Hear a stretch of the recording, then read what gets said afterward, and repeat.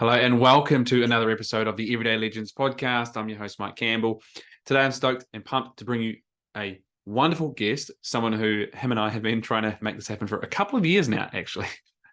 And that is Mr. Carl Nelms. Carl is a psychologist and he is the founder of Blokes Psychology. If you're American, you might have heard that term that we use down here or in Britain. Kind of a more colloquial use for men, a name for men.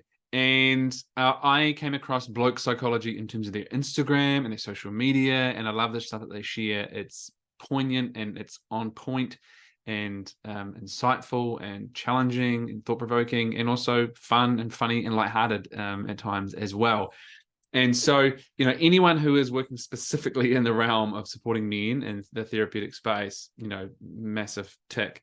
And also window into curiosity. So I've always wanted to chat with Carl about what they do, about him, his journey into that, and some of the differences that he sees in men, and not just in the therapeutic space in terms of the work they do, but also how therapy is designed. And does it speak to men? Does it invite men in? Where are we missing men? Like if the therapeutic space is set up over here, yet men actually need this thing over here. What are those gaps? What are we missing? How do we bridge those gaps? Really interesting conversation where we dive into a lot of that.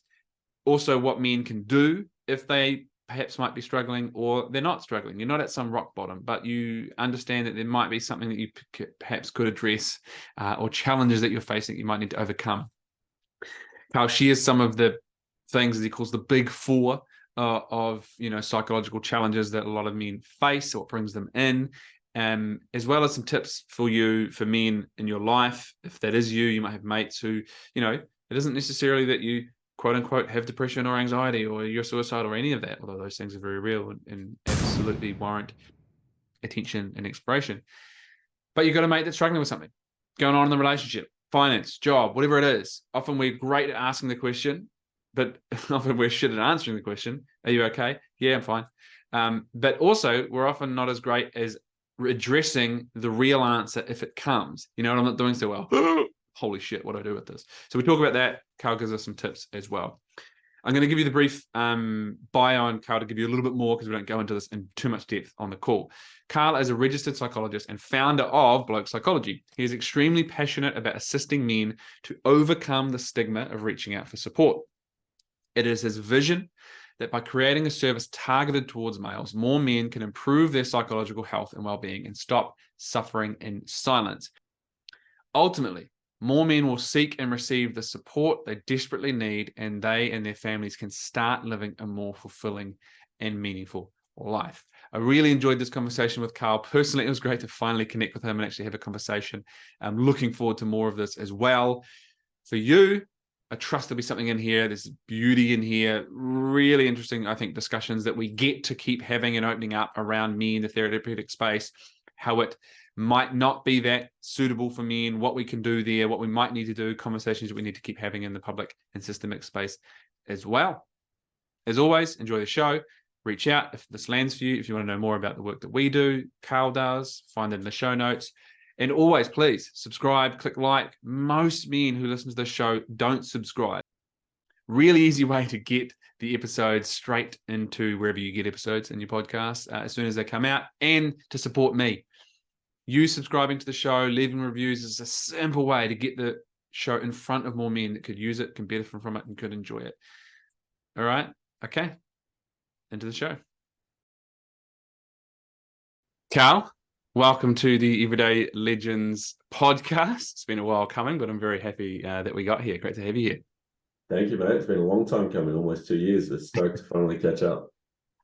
So, yeah, as the kind of thing that people won't know behind the scenes, but is often going on, trying to get schedules to align and all of those things. So I'm glad that we could get here and actually catch up, as well as diving into a little bit of whatever we're going to dive into today. I've got some ideas. So let's start it off. I really want to dive into a lot of the work that you do, this thing called Bloke Psychology, and I'm sure we'll dive in there. But let's get a little bit of perhaps the prelude to that.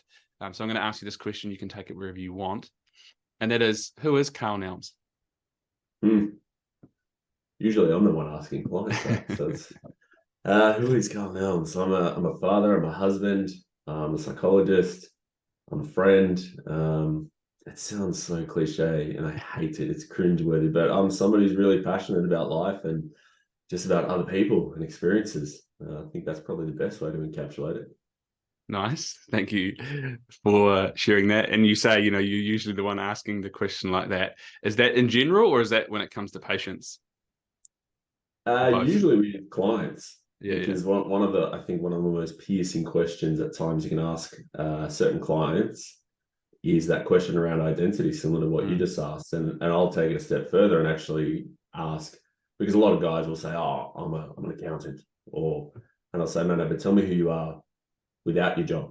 "Oh, well, I'm a family man, I'm a husband." I'm like, "Okay, yeah, but tell me who you are outside of your profession and outside of your family." And sadly, too many men draw a blank because they've neglected themselves to the point of that's their whole identity. So how do you, because I love this and I know this, it's one of the reasons I asked a question. And, in my program, for example, there is a module is called Who Am I? And it's not that we expect to be able to nail that question, first of all, straight away. And even, across a short period of time, it's a big question. And I also think it's such an important and super interesting question to ask, because you might think, regardless of how long you've been alive, I'm 41, I've been me for that long. So if there's any question I might be able to answer, you'd think it might be that one, but it turns out to be an incredibly difficult one, right? So how do you actually then go about exploring that with your clients, especially those men that you've just spoken to? Well, where does one begin? I think that the easy go-to is exploring one's values, which I'm sure you probably do similar, Mike. But one thing I love doing is actually, because a lot of guys wouldn't have explored their values, they don't know what they are. So one thing I love to do is talk to them about, tell me about a time in your childhood, if they had some periods where they were happy or they had fun, and trying to connect that thread to who they used to be, because that little child is still within all of us. And probably if they enjoyed fishing or great outdoors and camping, that little boy is still probably in that man somewhere, but they just haven't connected with him in a while.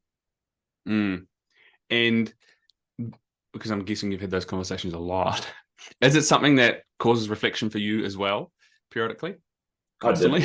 All the time. And as I'm sure one of the biggest privileges of the work that both of us do, or any health professionals do, is being able to reflect on yourself and your own personal circumstances, given what you're talking about with clients and patients, and also learning from them too. Yeah. Okay. So then how long have you been doing this, working as a psychologist? Good question. What is it, 2005? 8-9 years. And prior to that, I was working as sort of a counselor, case manager in the asylum seeker refugee space for sort of 4 or 5 years. Yeah, right. Wow. Some interesting stories and experiences in there, I'm sure. I'm imagining very harrowing. So as a psychologist, okay, so what got you into that work? Into psychology generally? Yeah. It was actually a conversation with my best mate's dad in year 9. We're sitting around the kitchen table and we had to pick our electives. And I thought, what's this psychology thing? And he literally said to us, he said, pick psychology any chance you get, because you're always going to have to work with people, no matter what you do. And the better your ability to understand and develop rapport with people, the easier your life's going to be, regardless of what job you had.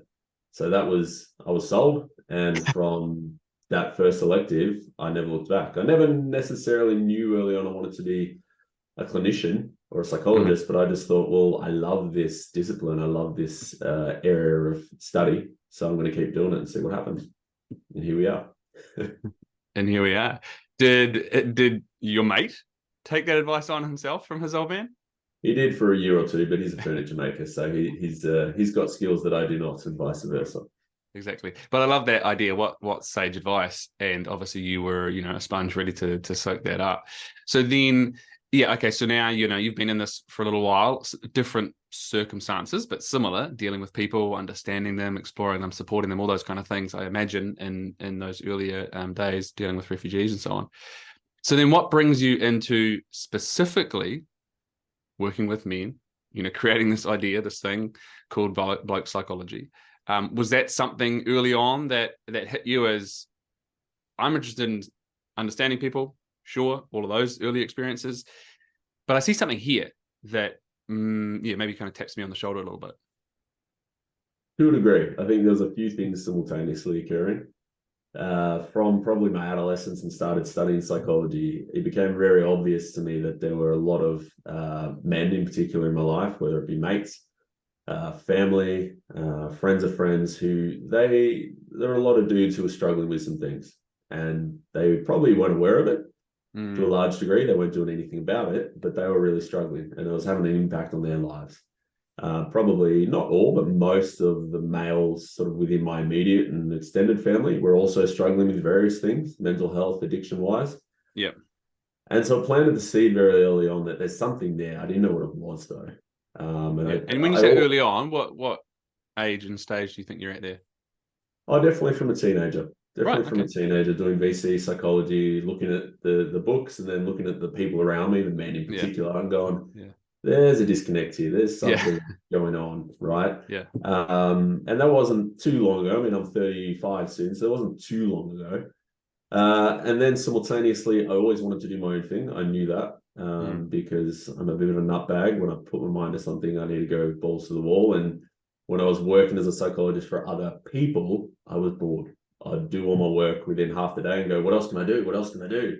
And they'd go, just see more clients. And I'm going, yeah, but where's the benefit for me? I don't get paid anymore. I don't get any more promotions because of it.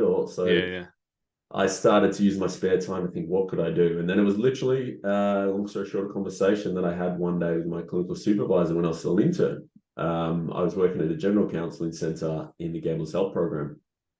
One of the only guys there in the team and the only guy under 50. So you can imagine my caseload, especially with gamblers, high proportion of gamblers, guys under 25.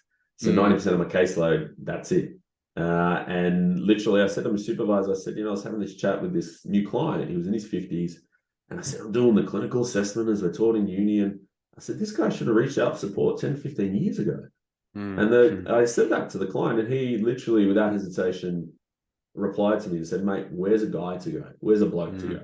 He was, I guess, it's what you would imagine a stereotypical Aussie guy to be. And I naively said to him, I'm like, man, there's psychology clinics, there's coaching. What? Come on, man. You don't know what I know? And he goes, yeah, but mate, they're all cognitive behavioral this, flower power that, mindfulness this. He goes, where would a bloke go?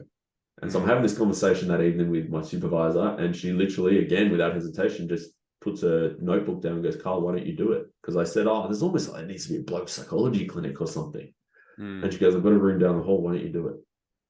And that was it. So I ran home and annoyed my wife for the next 3 months about this idea, and busily networked for 6 months, and then opened our doors, my door, one day a week. And ever since then, we've been chasing our tail. And how long ago was that, roughly? Coming up to 6 years. Coming to 6 years. Well done. Because it's not that easy to start something that, even though it can seem like it makes the most sense in the world, it's new territory, it's new ground to step into, both potentially culturally, but also for yourself, right? Starting your own thing, diving in there. But something so needed, and it's amazing, it's wonderful, and it's so great to see, because man, I've had a lot of those types of conversations, and it's a similar type of thing that got me into this work. Like, what's going on with us, guys? Where do we go? What do we do about it? It was that, I suppose, curiosity and thirst for solving problems that get presented that I think sees a lot of people exploring, if not what you're describing, something in the realm of supporting men and making things perhaps more specific for men. Yeah. Well, I think in many ways, what came up for me too, Mike, you just made me reflect on, is that not only mental health services, but I think health services in general, we don't do a great job of catering to men or to resonating with men. And even in our tertiary training program, that's a whole other gripe that I have. We're taught how to engage clients who generally want to be there. 50% of the guys who come through our doors a big part of them do not want to be there. They don't want to be spending their time, energy, and money having uncomfortable conversations, being challenged, having to be vulnerable and address the things they've been avoiding for years with an effective stranger to begin with. And so I think, and it's good to see there's a lot of research and a lot of other similar services popping up that are more men focused or male focused. But yeah, I really think we've let males down in terms of trying to make services resonate with them. Yeah, I agree. So, and interesting that you said, when it comes to your education. So to dig into that a little bit then, is part of what I'm hearing there that, through the education to get your qualification, to start becoming a clinician, there's not necessarily anything that differentiates or perhaps looks exclusively at the challenges and problems men face and how men engage and what problem solving and work looks like. Or what does that look like for your experience having gone through it? To my knowledge, no.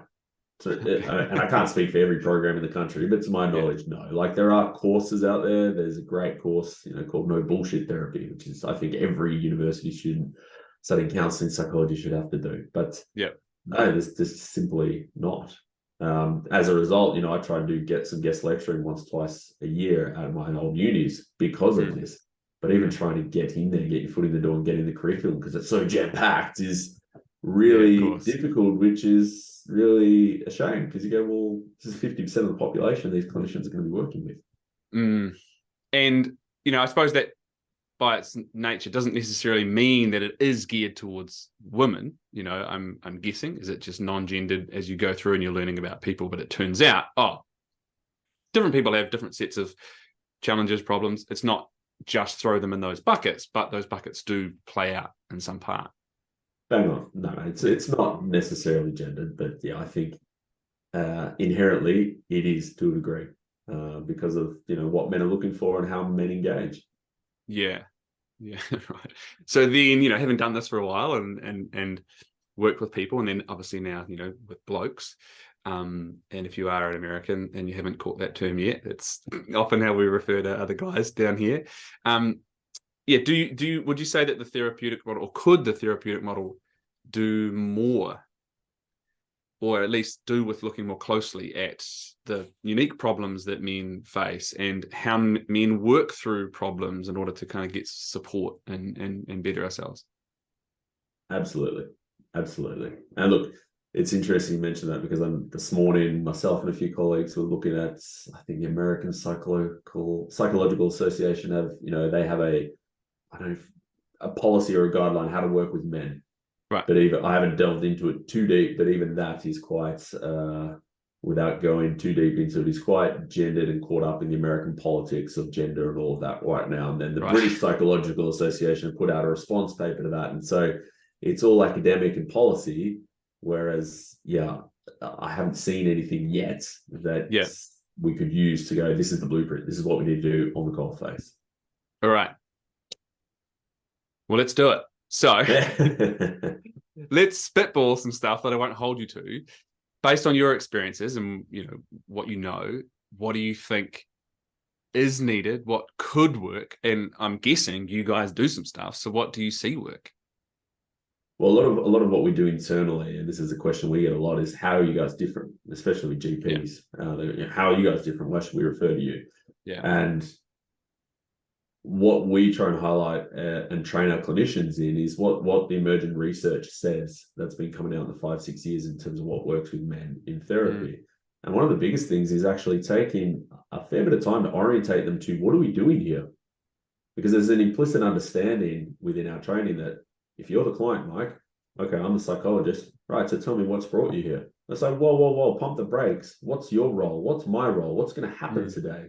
How long is this going to take? Let's orientate them to this so they feel somewhat comfortable, because a lot of qualitative research came out very early on with guys who had bad experiences, said things like, I rocked up for another session, 5 sessions in, I've spent this much money. I don't know if every session's like this, if it's just a venting session, are we actually heading somewhere? They haven't told me.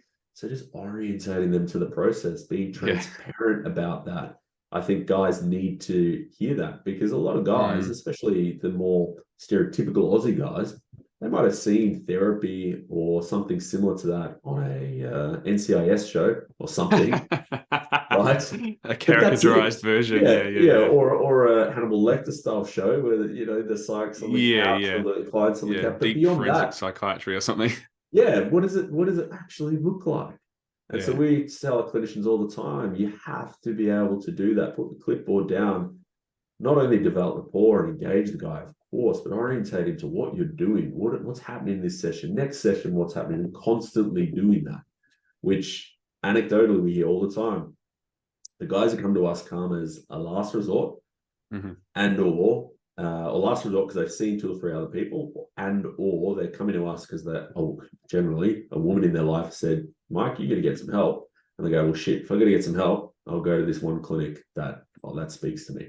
So they come with pretty high expectations. So we have to really strike while the iron's hot. Yeah, yeah. And it's certainly, a big part of my experience that a lot of men need something, bad to happen or be in the process of possibly happening to take an action, a form of rock bottom, not necessarily the waking up under a bridge covered in my own piss, shit, and vomit rock bottom, but whatever that is for the dude, right? To the gambling, to the relationship, right? Maybe we could do with expanding what rock bottom is or can be.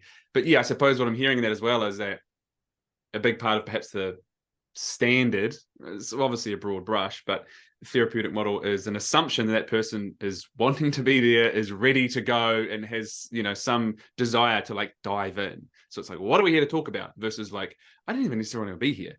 In fact, my partner has led me here. I have that interaction a lot as well. And win me over. Yeah. Because what I don't feel is really safe and comfortable to dive into this. So that rapport, that initial piece must be so, common and needed, but by the sound of it, one of the big gaps almost in how you initially engage people, because that's got to be one of the biggest pieces, especially for anyone, of course, coming to see a therapist. But as you say, for your general bloke who isn't necessarily sprinting into the clinic for saying, let's work on this. Yeah, bang on. And for myself, whenever I see a new client, the first thing I ask him is, mate, how do you feel about actually being here? Versus what you're taught in not all training courses, but in a lot of tertiary courses is, okay, mate, so I've got the clipboard here, fill out this questionnaire, tell me what brings you here. It's like, no, how did it feel sitting in that waiting room actually coming in here? And you'll actually I've had a lot of guys over the years, you ask them that one question, there's just silence, and then you see tears. Yeah. Right. And we get maybe once every 3 months, we'll get a guy who doesn't attend his appointment. He'll attend his second one. And he'll say that he just couldn't walk in the door for that first one. He was actually in the car park, but he couldn't bring himself to walk in. And I remind our team of that constantly, because that's how damn hard it is for a lot of these guys to walk through that door. And look, our shop front, or both our shop fronts, are very, very loud. We're not subtle. So, and we do that on purpose. It has pros and cons, but for some guys, I think it makes it harder walking in, because the minute they walk in there, they're acknowledging that, hey, I actually can't do this on my own. I do need some support. And again, if you're just sitting behind that clipboard, you're not connecting with where that guy's at. And to your point, then you've got no hope of developing engagement or rapport. Yeah. Yeah, such an integral step. So then, I'm not aware of the accuracy of stats, but generally speaking, we know that when it comes to things like suicide, of course, that's one end of a spectrum. It's not one piece. It is one simple piece. It's not all of things like that address and affect people and men and mental health. But generally speaking, it's a very large majority of stats when it comes to suicide that are men. But I also know that there is an extremely large statistic that tends to accompany that, which essentially says so many men, I've heard numbers around 70, also up to 90, depending on where, I think, who end up suiciding have sought some form of support, potentially therapy, but some sort of support. So to me, there's a lot I think you could probably explore into that, but it tells us one thing, and that is, there's a gap there. That we're not meeting men, it would seem, where they're at. Can you speak to that? What does that look like for you in terms of practice, and how do we actually start to do that? Because it feels, again, like we're missing some stuff here. It's such a good point, Mike, because it is true. I can't remember the exact stat either, but I think it was something like 70, 80% of guys who do suicide have some sort of support recently. And so what I conclude from that, and what some of the literature concludes, is, well, that again, we're missing the mark with a lot of these guys. And it also dispels the myth that guys don't talk. Guys do talk if you provide the right platform and meet them where they're at. But in saying that, men are still less likely to reach out for help than women, even though they do. And men also, we know, in terms of therapy, they drop out sooner than women. So what we mean by that is they drop out generally within the first 1 to 3 sessions, and or before they've met their treatment goal. Right. So again, it highlights that point that we are missing the mark. And I think the reasons are for a lot of the reasons we just spoke about, that services are not catered to them. It's a general approach, which again, the building research is constantly saying it doesn't work. It does not work for men. And, you know, it's one of those maybe challenging, frustrating things, because, you know, certain numbers can speak loudly, but often it leaves a lot of questions, I suppose. And, you know, one thing that I think is very clear is that we have a lot more awareness, certainly, around, you know, men's mental health, and we have campaigns, Are You Okay? And talking about things, all this kind of stuff, and it's great. But it does feel oversimplified. Men talk about your issues. Often, I think, potentially even a disservice, as you say. We will talk about things, but are we perhaps, are the things that we are faced with, challenged by, and want to talk about, need to talk about, are they valued or even able to engage in dialogue with? Here's the things that, you know, because it does feel to me when you zoom out, we haven't necessarily valued men and what challenges men so much for a little while. So is that something that you've seen in your work or anything close to that? No, you touch on something here that we think about a lot, in the sense that it is, and I want to be careful how we say this, because I think this is what you're alluding to too.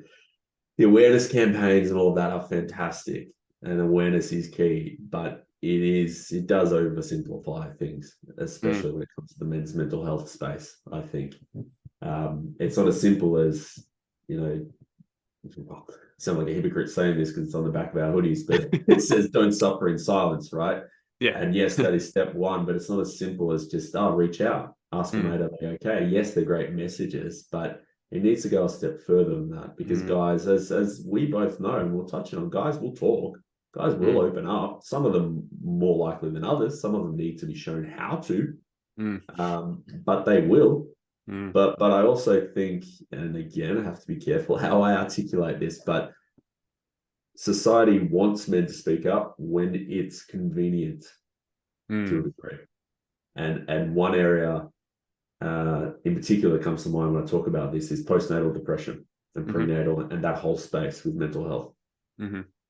Estimated that 1 in 10 guys experience postnatal mental health challenges. I would argue it is much, much higher, like most men's mental health stats, but self-report data, good luck. Yeah, exactly. My point being, though, is that if there's ever a time where a guy is not going to speak up, if there's ever a time where the women in society in his life expect him to just get your shit together and get on with it, it's around having kids. And I've witnessed this with guys who 2 years later, after having their first kid, coming to therapy, and we're unpacking things, and I have a session with his wife, and I sort of put it to them what my formulation is, what I think's been going on, that he's been struggling since day one of having kids, with identity, with all of these different layers, as we know, that occur once you become a parent, which has resulted in depression and now some substance abuse to manage that. And I said, but he didn't feel comfortable telling you at the time. And his wife turned to him and said, well, yeah, I'm glad he didn't, because if he would have said a week after I popped out his kid that he's struggling, I would have told him that, well, yeah, get on with it, mate. Yeah.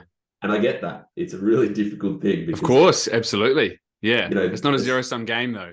No, but both can coexist. Both can coexist, where, the women have the mental and physical significant toll of giving birth, but also for men, holy shit, especially becoming a parent, that's a time where we don't really encourage men to speak up, and we really, really need to, because I can't tell you how many guys come to see us 2 years, 5 years later, you start drawing the timeline, you go, oh, Mm. this all began when they became a father. Yeah, and as you said, that many things, but one of those things being identity. It's such a shift, and we don't necessarily have a community, a society, a culture that one initiates young men from boy, adolescent into manhood, and that's a whole deep dive rabbit hole that I'm happy to go down in any day of the week. But also certain stages, right, like becoming a father, right, and I suppose we could look ideally at the past and past cultures and say, oh well, if you'd had a rite of passage and initiation into manhood, then the next step into fatherhood is one, you're already in a different place to take that step, but also I imagine communities, create that environment as well. For women, as you said, man, I mean, I can't even imagine it. And it's something that, my wife has said to me a few times, you'll never be able to understand the shift from non-mother to mother. It's like, absolutely, I won't. And like when appropriate for me to say this, I also need you to understand that you'll also never understand my experience. And I'm not diminishing yours as I say that, but you also cannot understand my shift from not a father to a father. It's different.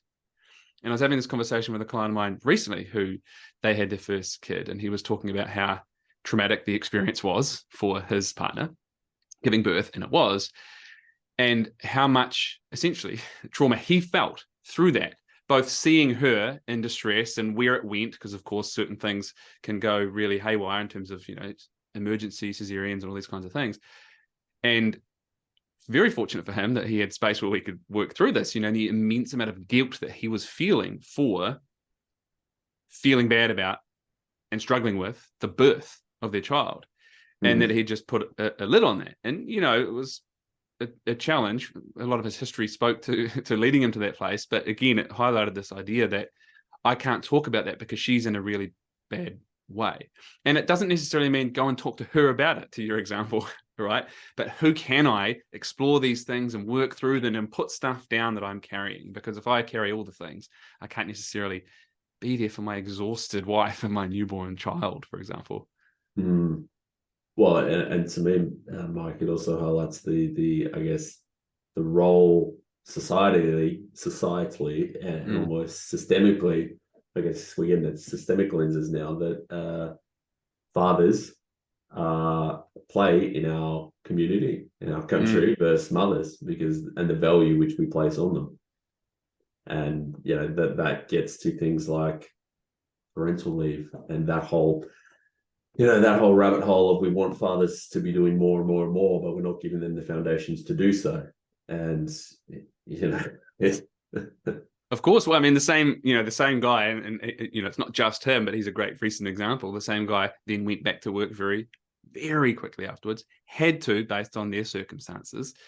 And then, of course, is accompanied with this guilt that he's not there for her and the baby as much as he would like to be. And, I'm here I had a very different experience where I was able to shift and adjust my business and so on to take more time, work from home, all these kind of things. And I can't imagine like having to go, on the public transport into the city and the office or on site or whatever it is immediately and be so away from my kid. Like, wow. And of course, the answer isn't necessarily just give everyone all the leave and do nothing and the economy suffers or whatever, but it's certainly a conversation that warrants exploration because, of course, there are different experiences and none is necessarily more important than others. They're both important. What do you think, Mike? Because I have this chat a lot with a lot of people, and that whole mantra, which we would both be very familiar with at the moment, of what is it to be a man, right? You've got different people at the fringes of extremes saying this is what you should do, this is what you shouldn't do, but they're not okay. We're putting more expectations on men and fathers in terms of this is what you need to do. We're setting the bar higher and higher, and our generation of fathers spend more and more time with our kids than any other generation, which is excellent, but we've done nothing to enable that.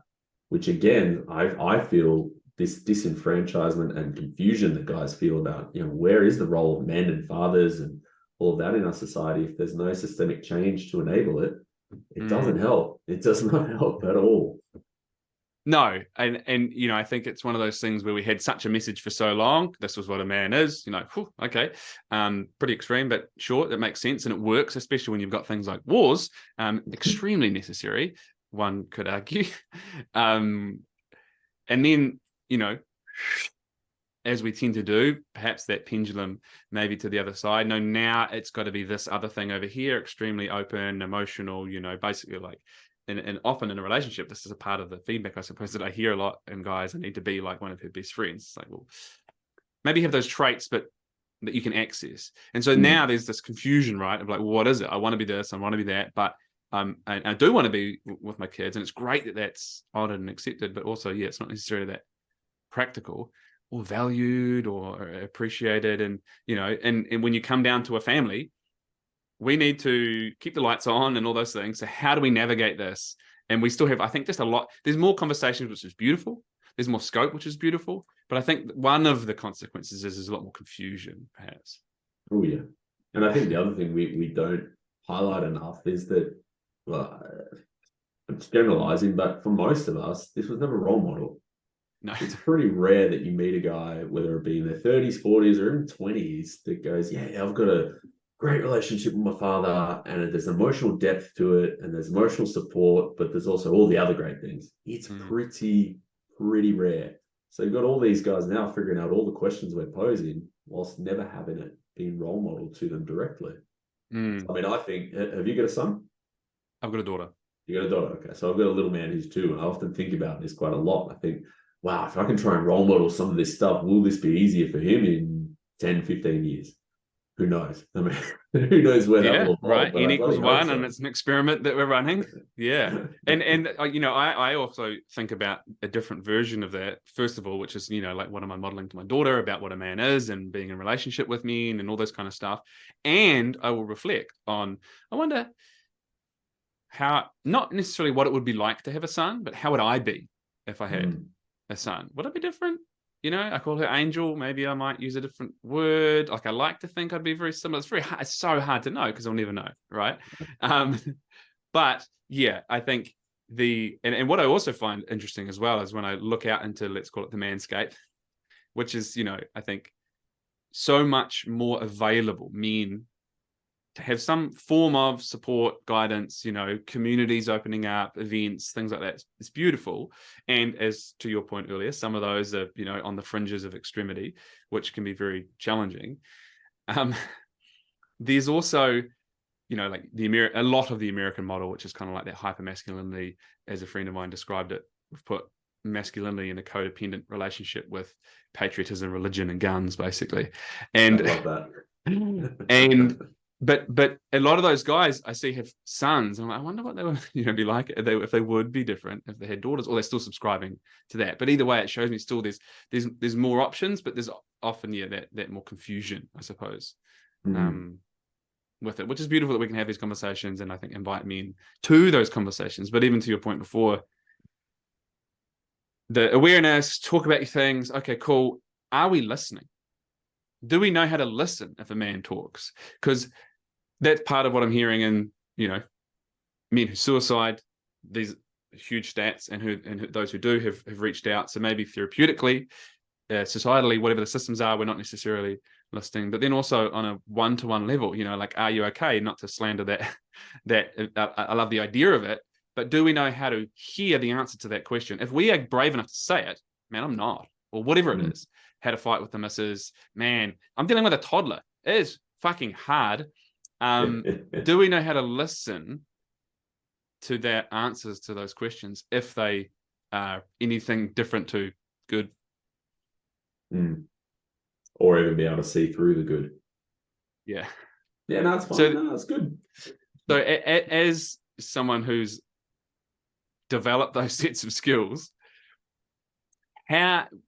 what can we do if someone does start to communicate with us that maybe, or at least indicate, possibly in very subtle ways, maybe unintentional, how can we actually then support and perhaps navigate those kinds of conversations? Yeah, it's a great question. And to your point about Are You Okay Day, it is a great day, but I agree with you that it's all well and good asking, but you got to be prepared for the no. Yeah. But I think first thing, if you're going to ask somebody and you sense they're not okay or they're expressing that some things are going on, maybe you need to acknowledge within yourself that you're not that person. Mm, Because there's something we probably don't talk about enough. Some of mm, us are not built for that. I've got mates who, to be honest, they shouldn't be asking anyone if they're okay and trying to facilitate that conversation. And that's cool. Personally, I shouldn't be caught with a drill or a hammer. That's my skill yeah. set. It's way without of it, out of it. Yeah, yeah. But if you do find yourself in that situation, just being able to shut up, not give advice, just, mate, tell me more. Tell me more.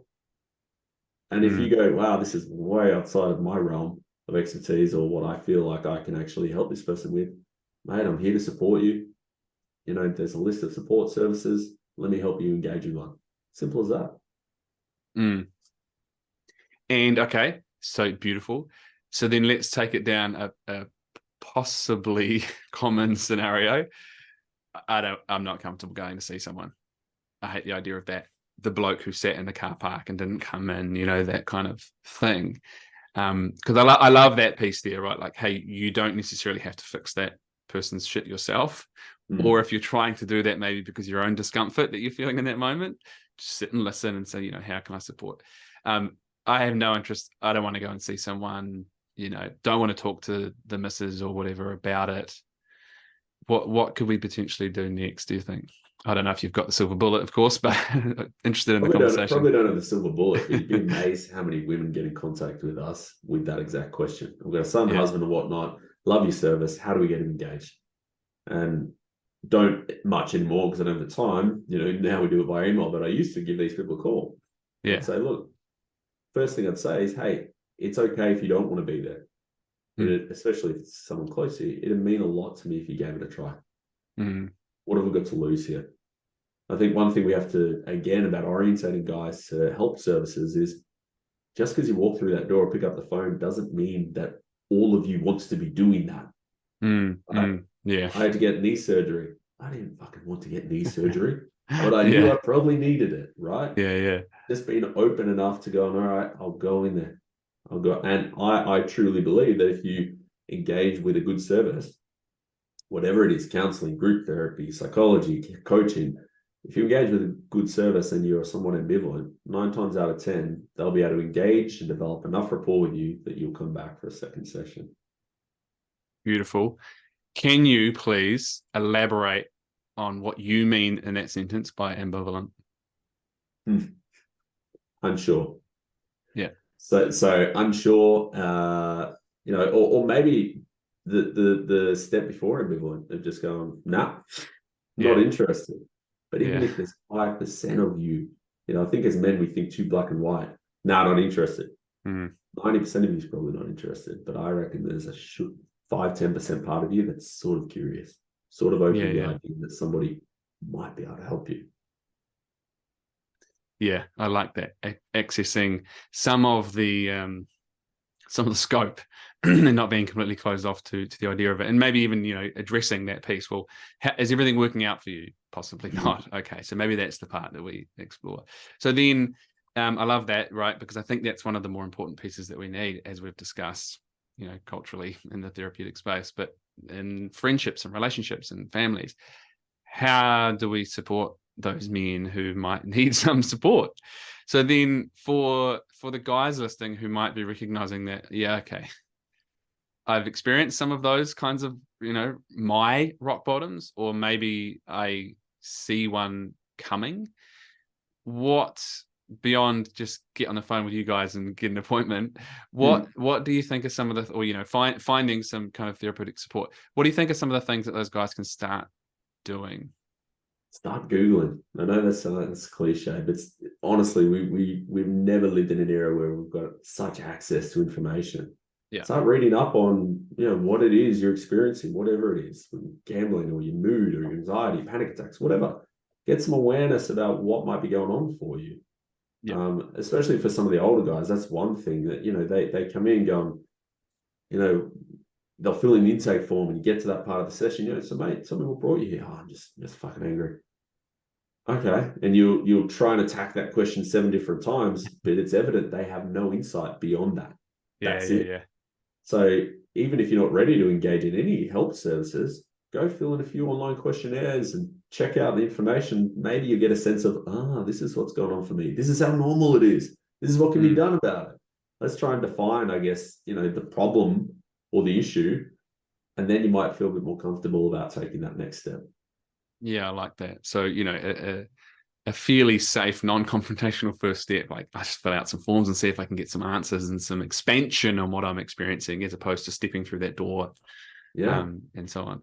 So, what are some of those commons? I was going to say, even jump on Reddit or something like that and read some forums of other people who've got lived experiences. Yeah, just watch the fringes of things in terms of what you should do and who you should be. But perhaps what that speaks to as well is something that I certainly subscribe to is, perhaps not limit your exploration to one avenue, but get different avenues and ideas and examples, not necessarily of you, but of what you might be experiencing and so on, because there can be silos out there which can be not amazing. No, well, the internet's an interesting place. But also, I think one of the things that I've experienced for a lot of guys is that we have this idea of loyalty, which I can speak to all day, but often it's very simplified to, friendships and things where it's kind of length of time. And I think there's a real positive element. Sometimes I think it can lead us to kind of leave ourselves a little bit, but there is this positive element, I think, that a lot of men have a strong loyalty to friends. And we often miss that we are willing to help our friends, but if we just turn that mirror around, they're probably willing to at least have a conversation with me. And it could even be like, what would you do in this situation? Again, what do you see when you witness me? These kinds of things. It might feel confronting, but if you're mates, there's usually a level of safety. And they might be like, I don't know if I can talk about that. Great. Okay. Maybe that's not the person. What brings you in here today? I'm angry. I know this is a very, open question, but what are some of the more common things that bring men in? I'd say the big four, usually mood or depression, anxiety, addictions, and anger.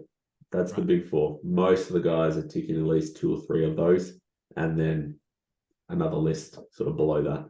But I think if you remove the sort of more clinical terms, it's a lack of emotional connection. Mm-hmm. Most guys, I would say, have an experience of emotional deprivation in their childhood. Yep. If not other things on top of that. And as we've touched on many times, at the core of a lot of the work I do, and I'm sure you do, is identity. Yeah. Forming identity, changing identity, exploring identity. And you combine all 3 or 4 of those things, that can manifest in, very different ways, like a very depressed person, somebody who's using substances excessively, etc. Yeah. A lot of coping mechanisms, shall we say, that we become very skilled at justifying our way around, perhaps. Okay, you've obviously got a lot of education, certainly experience, and I love the determination, by the way, to bring, the experience of you and, of course, the people that you work with as clinicians, but as a man and witnessing men and talking to men, like, let's bring this into the therapeutic space. It can't just be, here's an idea of how to work with a client. It's, men want a path. They want, to know that something's going to be put into action. These kinds of things, bring it in. I love it. So there's certainly scope, it would seem, to expand the therapeutic model, even the training of therapists. But if we go earlier than that, and we look perhaps, more culturally, systemically, at how are we supporting, educating, talking to, engaging young boys and young men, right? Which for a lot of that, of course, is in the home and at school. Those are kind of probably the 2 biggest pieces. So let's wave a magic wand for a moment, and you could impact the education system and how we support, understand, empower boys and young men. What do you think could be some things that you would ensure were present? It's actually a simple answer. Like the crew Tomorrow Man and the Man Cave, I'm sure you've heard of both those organizations. I would make that mandatory for all schools and an equivalent for the females as well. Because then you not only have guys role modeling healthy relationships and vulnerability and healthy forms of masculinities, but also they have an awareness of mental health and what it is, and it just takes the stigma right out from underneath it, which we're coming a long way, I think, in the stigma side of things in mental health. But yeah, I would mandate that across the board. I mean, education in primary and secondary schools, a whole other thing, which I'm sure we could talk about, but it seems outdated how much time we spend on things we'll never use, and we get no education on things that we will use, like mental health, awareness, emotional connection with friendships, how to do your tax, compound interest, just finances, relationships, right? Yeah. And to those big four, as you just said. And I suppose a lot of education on like here's how to do things in the world, but perhaps not so much on how to be.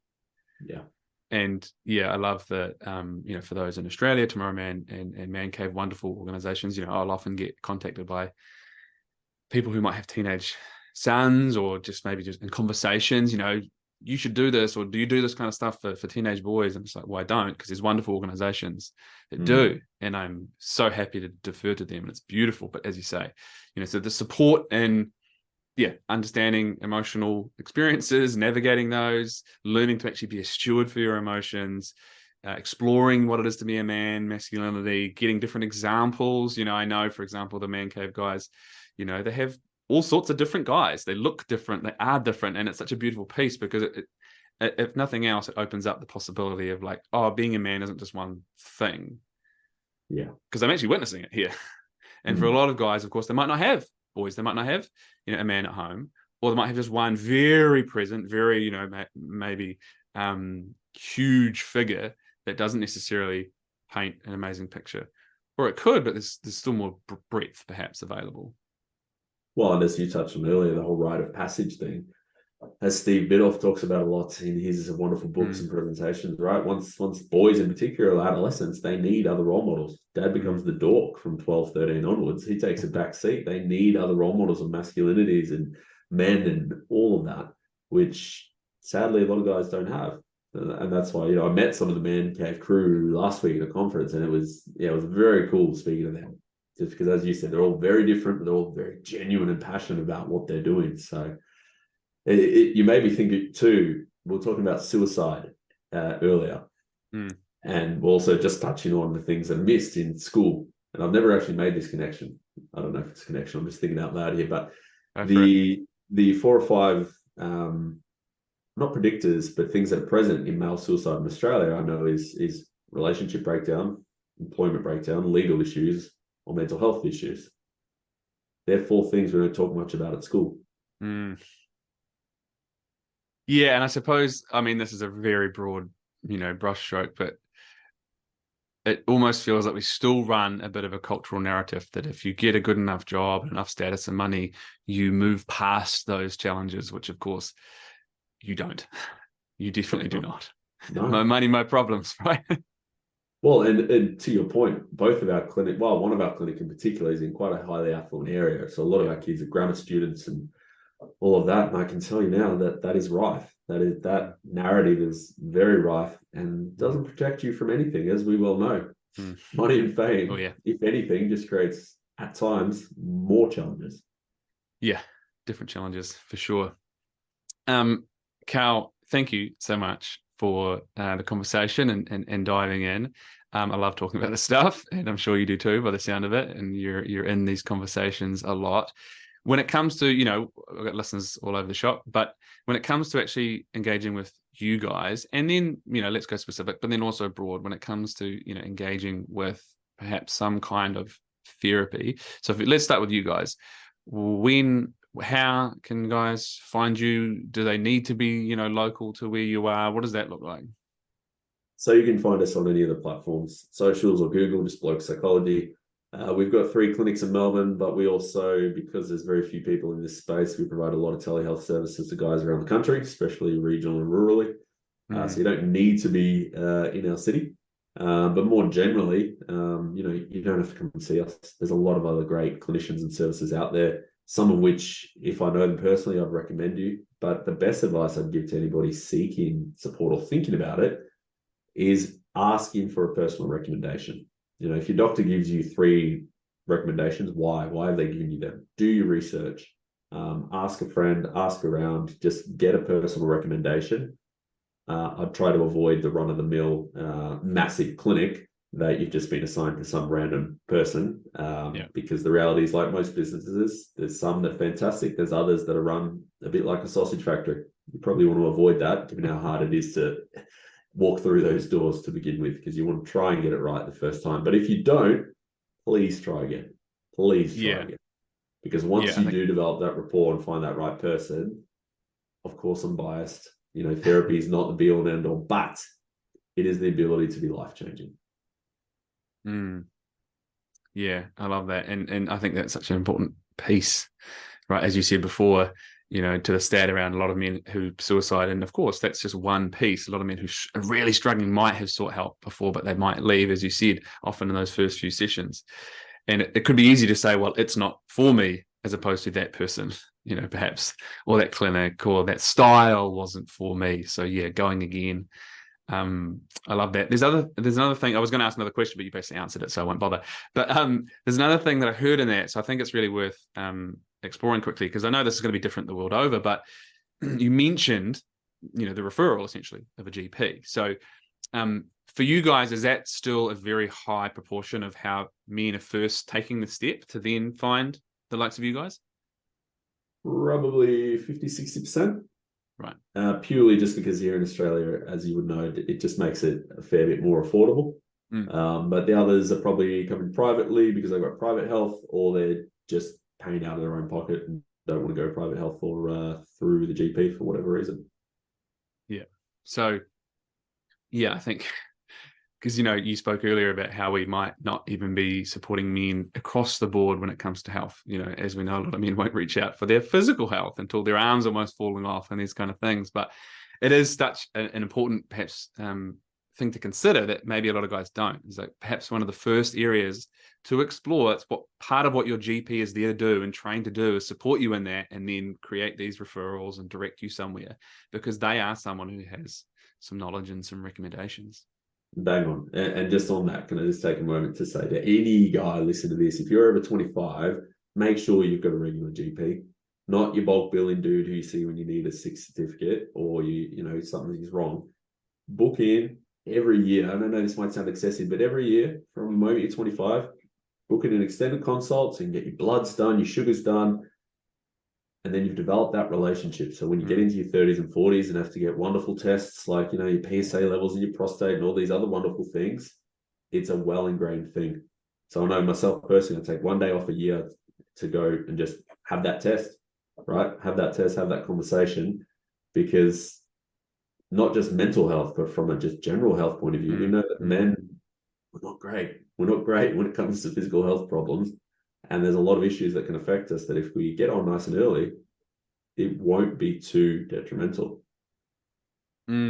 Yeah, and generally, right, it's inviting being proactive as opposed to being reactive, which we can be. So I love that. Carl, thank you so much for your time and taking us through that. We could, keep diving into so much of that, I'm sure. Much appreciated. Love the work that you guys are doing. And, often the opening of the door, let's call it, through things like social media, where it's sometimes really beautiful and poignant and sometimes really funny and easy and, lights the way, I think. So thank you for that. And thanks for coming on the show. You absolute legend.